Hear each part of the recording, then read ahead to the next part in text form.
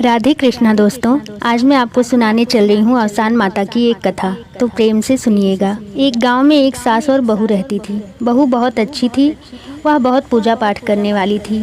प्रतिदिन सुबह उठ के नहा धो के पूजा पाठ करती थी। फिर सास से पूछ के खाना बनाती थी और सास बहू को खाना बनाने का सारा सामान नाप तोल के देती थी। बहू बनाती थी और अपनी सास को और पति को खिला देती थी और उसके लिए बेचारी के लिए कुछ भी नहीं बचता था।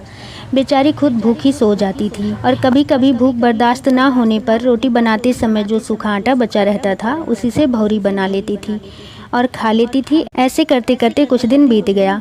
एक दिन फिर ऐसा हुआ, भूख बर्दाश्त ना होने पर बहू भौरी बनाकर आग में डाल दी और सास किसी काम से चूल्हे की ओर जाने लगी। ऐसा देखकर बहू डर गई। सोची सास देख लेगी तो बड़ी बदनामी होगी, वह डांटेगी मारेगी।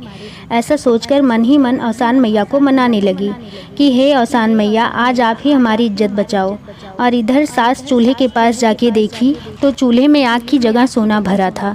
इधर बहू बेचारी डर के मारे कांप रही थी कि मेरी सास देख लेगी तो बहुत मारेगी, मुझे बहुत डांटेगी। इतने में सास बहू को बुलाकर पूछने लगी कि इसमें सोना कैसे आ गया।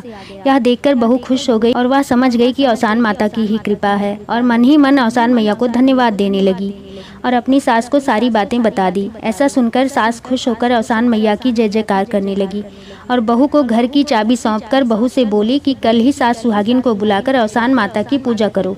ऐसा सुनकर अगले ही दिन बहू ने घर में अवसान माता की पूजा रखी और बड़े प्रेम से पूजा करके सबने प्रसाद ग्रहण किया और माता रानी को धन्यवाद किया।